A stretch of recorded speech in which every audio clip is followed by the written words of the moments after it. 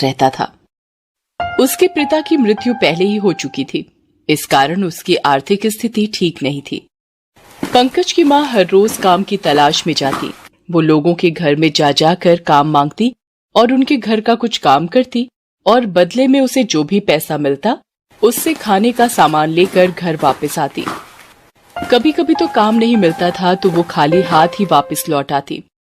उसे खाली हाथ वापस आते देखते हुए पंकज बोला, माँ, आज कुछ नहीं लाई मेरे खाने के लिए? नहीं बेटा, आज तो काम ही नहीं मिला, तो कहाँ से कुछ लाऊं? कोई बात नहीं माँ, आप चिंता न करो। आज मुझे भूख नहीं लगी है। आप और हम आज पानी पीकर ही सो जाएंगे।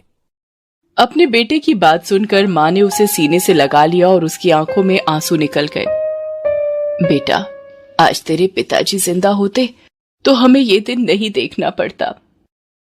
कोई बात नहीं माँ, जब मैं बड़ा हो जाऊंगा ना, तब मैं तुम्हें ढेर सारा पैसा कमा कर दूंगा, तो तुम्हें कोई भी दुख नहीं होगा। फिर हम खुशी खुशी रहेंगे। अरे मेरा बेटा, भगवान तुझे लंबी उम्र दे। फिर दोनों पानी पीकर सो जाते हैं। अगले दिन जब सोकर उठती है तो देखती है कि उसके बेटे को बहुत तेज बुखार चढ़ जाता है। वो मन ही मन कहती है, हे भगवान, ये तुमने हमें कैसी जिंदगी दी है। इससे अच्छा होता कि मुझे भी मार डालते। रात को भोजन भी नसीब नहीं हुआ और अब मेरे बेटे की तबीयत खराब हो गई। अब मैं क्या करूं, तू ही बता। फिर वो भागे भागे अपने पड़ोसन के यहाँ जाती है और उससे कहती है, अरे ओ बहन, जल्दी से दरवाजा खोलो। क्या बात है प्रभा, आज सवेरे सवेरे? क्या बात है, सब ठीक तो है ना? मेरे बेटे की तबीयत बहुत खराब है, मेरी मदद करो बहन। बड़ी आशा लेकर तुम्हारे पास आई हूँ। हाँ हाँ ठीक है, देखती हूँ, चलो अपने घर चलो। प्रभा के घर जाकर वो देखती है कि उसका बेटा चारपाई पर पड़ा हुआ है। वो उसके सिर पर हाथ रखती है और कहती है, हाँ, इसे तो बहुत तेज बुखार है, इसे डॉक्टर को दिखाना पड़ेगा। तू घबरा मत प्रभा, मैं तुझे कुछ पैसे देती हूँ। जा जल्दी से डॉक्टर बुलाकर ला और इसे दवाई दे। तुम्हारा बहुत बहुत धन्यवाद बहन। जल्दी ही प्रभा डॉक्टर को बुलाकर लाती है और पंकज को दिखाती है।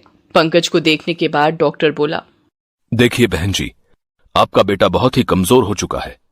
लगता है इसे भरपेट खाना भी नहीं मिलता। हाँ डॉक्टर साहब, कल रात इसने कुछ भी नहीं खाया था। ओहो, कोई बात नहीं, ये लो अभी दवाई ले आओ। मैं बता देता हूं कैसे कैसे दवाई देनी है इसे। और हाँ, इसने रात में कुछ खाया नहीं है तो इसके लिए फल लेते आना, ताकि उनको खाने से इसके शरीर में ताकत आ जाए तो उसको दवाई दी जा सके। फिर वो बाजार से दवाई और फल ले आती है और डॉक्टर को देती है। डॉक्टर उसे कैसे कैसे दवाई पंकज को देनी है बताकर चला जाता है। बेटा उठो उठो, देखो मैं तुम्हारे लिए फल लाई हूं, इसे खा लो, उसके बाद ये दवाई पी लो। हाँ माँ, ठीक है। दवाई पीकर पंकज फिर आराम करने लगता है। उसकी माँ फिर अपने पड़ोसन के यहाँ जाती है और उसे पूरी बात बताती है। पड़ोसी कहती है, प्रभा, जब तक तेरी बेटी की तबीयत ठीक नहीं है तुम मेरे घर का काम कर लिया करो। इसके बदले हमसे जो बन पड़ेगा तेरे लिए कर दिया करेंगे। ठीक है बहन, आप जैसा कहें। चलो पहले पूरे घर में झाड़ू लगा दो और वहां बर्तन रखे हुए हैं, उन्हें साफ करके अपने साहब के लिए चाय बना दो। जी बहन। समय बीतता गया और ना जाने कब पंकज बड़ा हो गया और उसकी मां बूढ़ी हो चली थी। पंकज अब पूरे 25 साल का हो गया। एक दिन पंकज अपनी मां से बोला, मां, मैं नौकरी की तलाश में शहर जा रहा हूं। शहर जाने की बात सुनकर मां चौंकते हुए बोली, शहर? नहीं बेटा, तू शहर नहीं जाएगा। तेरे सिवा मेरा कोई नहीं है। तू ही तो मेरे जीने का सहारा है। अगर तू शहर चला गया तो बता, इस बुढ़ापे में मैं किसके सहारे जीऊंगी? मुझे कुछ नहीं सुनना। आखिर कब तक तेरे पल्लू से बंधा रहूंगा? मेरी भी कुछ इच्छा है। मैं भी इस गांव से बाहर निकलकर शहर देखना चाहता हूं। और मेरा क्या होगा बेटा? क्या तूने कभी मेरे बारे में सोचा है? मुझे नहीं पता, बस मैं तो जल्दी ही शहर जाऊंगा। हाँ, और कोई नौकरी करूंगा ताकि तुम्हें लोगों के घर जा जाकर काम ना करना पड़े। नहीं बेटा, तेरे ना रहने पर मैं मर जाऊंगी बेटा, ऐसा मत करना। मां, मैंने ठान लिया है। अब मैं शहर में एक नौकरी करूंगा और तुम्हारे लिए खूब सारे पैसे कमाऊंगा और भेजूंगा। नहीं बेटा, मुझे तेरे पैसे नहीं चाहिए, बल्कि तू चाहिए। अब तो पहले एक इच्छा बाकी है कि तेरी शादी हो जाए। बस मरने से पहले ऐसा कर दे बेटा, ताकि मैं निश्चिंत होकर मर सकूं। क्या कह रही हो मां? अभी तो अपने खाने का ठिकाना नहीं है। और मां, तुम शादी के सपने देख रही हो? नहीं मां, अभी तो यह संभव नहीं है। एक दिन चुपके से पंकज गांव से शहर की बस पकड़कर चला जाता है। माँ को जब इस बात का पता चलता है तो वो खूब रोती है। उसका रोना सुनकर आसपास भीड़ जमा हो जाती है।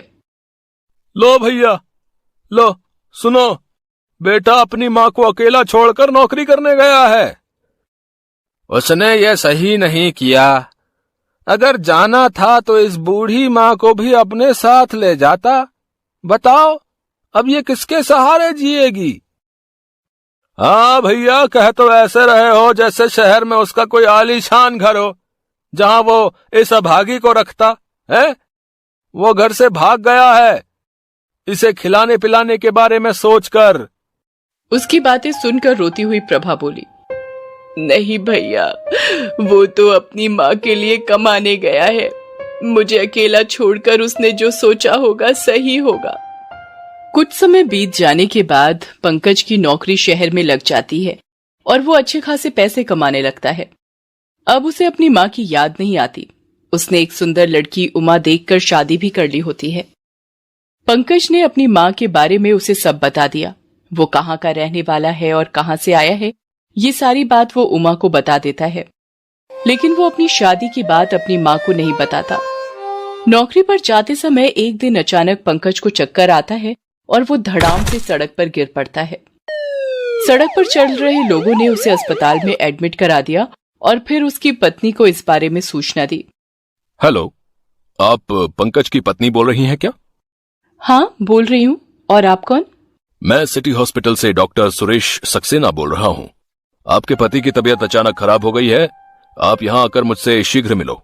ठीक है डॉक्टर साहब, मैं जल्दी ही पहुंचती हूँ। उमा अस्पताल पहुंचकर डॉक्टर सुरेश सक्सेना से मिलती है। डॉक्टर ने उसे बताया कि उसके पति की दोनों किडनियां फेल हो गई हैं। अगर उन्हें जल्दी ही किडनी नहीं दी गई तो उनकी जान नहीं बचेगी। डॉक्टर साहब, आप कोई भी इंतजाम कीजिए, मेरे पति को बचा लीजिए।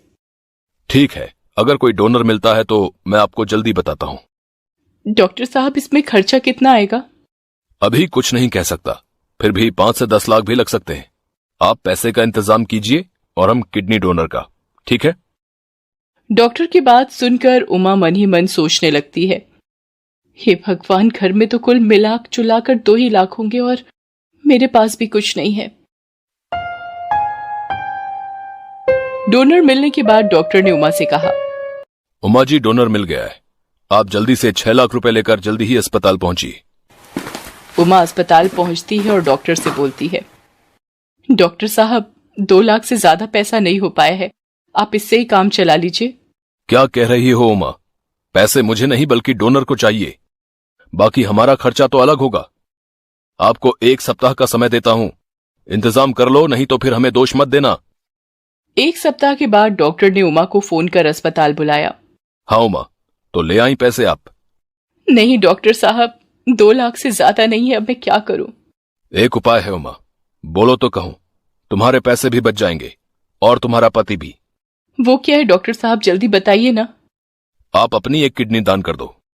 आपकी 1 किडनी आपके पति को लगा देता हूं। नहीं नहीं, मैं नहीं दे सकती इनको किडनी। आप कोई और उपाय हो तो बताइए। पंकज की जान बचाने के लिए अगर 2 दिन से ज्यादा और समय लगा तो मैं भी कुछ नहीं कर पाऊंगा। बाकी आप देख लो, नहीं तो कोई रिश्तेदार या परिचित हो तो उन्हें अपनी 1 किडनी दान देने को कहो, फिर इनकी जान बच सकती है। हाँ डॉक्टर, इनकी माँ के अलावा और कोई भी नहीं है इनका। इनके पिता तो पहले ही मर चुके हैं। लेकिन माँ की तो उम्र हो चुकी होगी ना? हाँ, बस मरने की ही उम्र हो रही है। ऐसे व्यक्ति की किडनी मैं नहीं ले सकता, नहीं तो वो मर सकती हैं। डॉक्टर साहब, अब तो वो मरने ही वाली हैं। अगर उनकी किडनी आप लगा देंगे तो इनकी जान बच जाएगी ना। इसके बदले आपको पैसे दे देती हूँ। अब आप ही के